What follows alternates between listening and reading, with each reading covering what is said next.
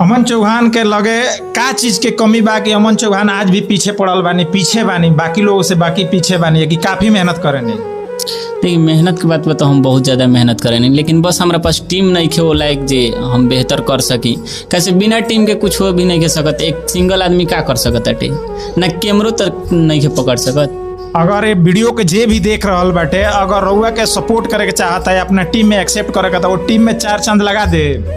जरूर एकदम।